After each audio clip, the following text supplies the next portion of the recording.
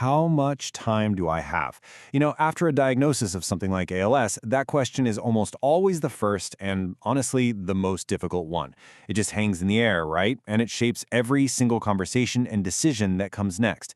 So in this explainer, we're going to tackle that question head on, using the latest information to really understand what it means to live with ALS. Let's dive in. And there it is, the central question that everything else really revolves around. But the honest answer? It's not just a simple number. It's a story told through statistics, through the different stages of the disease, and through all the unique factors that shape every single person's journey. So, before we get into the timeline, let's just do a real quick recap of what ALS actually is. You've probably heard it called Lou Gehrig's disease. Basically, it's a neurological condition that goes after the nerve cells, the motor neurons, that control our voluntary muscles. Think of it like this. The communication line between your brain and your muscles starts to break down. And what's so incredible and honestly often misunderstood is that while the body is affected, the mind, a person's thoughts, their consciousness, their memories, all of that often stays completely sharp. Okay, let's get into the statistics. And I'll be honest, these numbers can be hard to hear, but they're the foundation for understanding the reality of ALS. But it's so important to remember that these are just averages. Behind every single data point is an individual story that's way, way more complex. So this is the baseline number you're going to find in most of the medical literature.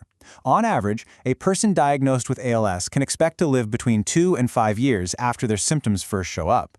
It's a stark reality for sure, and it's the number that really forms the basis for how we understand the disease's typical timeline. But, and this is a huge but, it is just the beginning of the story. See, this is why averages can be so misleading sometimes. If we look beyond that 2 to 5 year window, the whole picture changes. About 1 in every 10 people with ALS lives for at least a decade. And look at this, a smaller but really vital group, about 5%, lives for 20 years or even longer. This tells us something absolutely crucial. Long-term survival isn't just a fluke, it's a real, documented possibility. And of course, there's one person who embodies this possibility more than anyone else, the brilliant scientist Stephen Hawking. He was diagnosed in his early 20s and went on to live for another 55 years, completely reshaping our understanding of the universe in the process. I mean, his story is just such a powerful reminder that a diagnosis does not define the limits of a person's life or their impact on the world. So, while the timeline can vary so dramatically from person to person, the physical progression of the disease itself, well, that tends to follow a more predictable path. And this path is generally broken down into 3 main stages.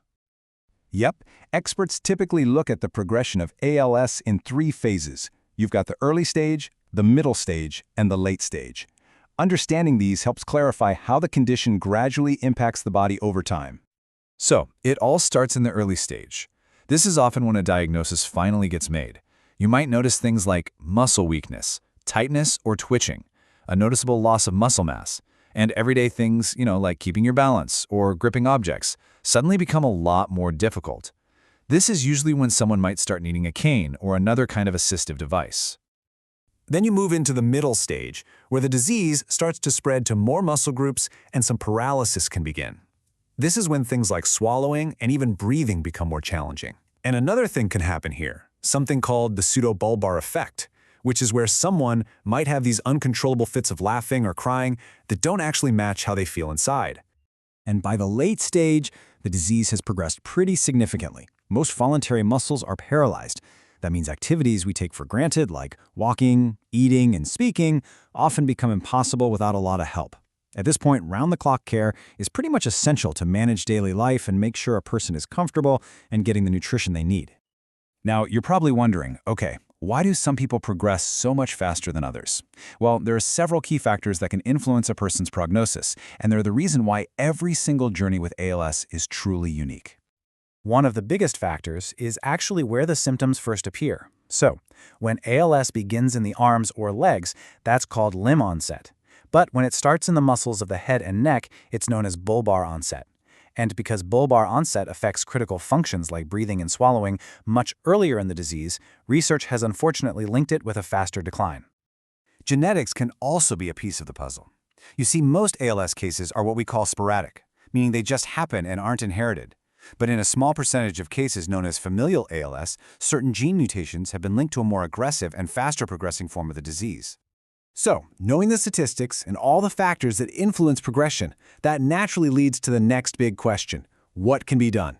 Let's shift our focus now to the ways we can actively manage symptoms, potentially slow the disease, and most importantly, improve a person's quality of life. Now, while there's no cure yet, there are FDA-approved medications that can make a real difference.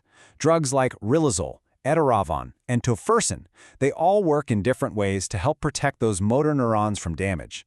The goal here isn't to reverse the disease, but to slow its progression, which can effectively buy valuable time and preserve function for longer.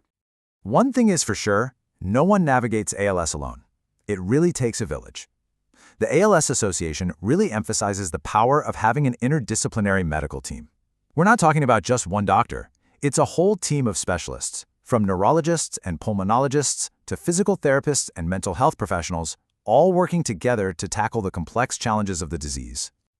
And ultimately, managing ALS isn't just about the medication. It's about a truly holistic approach to improving quality of life. That means combining that expert medical care with strong mental health support, targeted dietary changes, and the right kind of therapeutic exercise. It's all working together to support the whole person, not just the disease.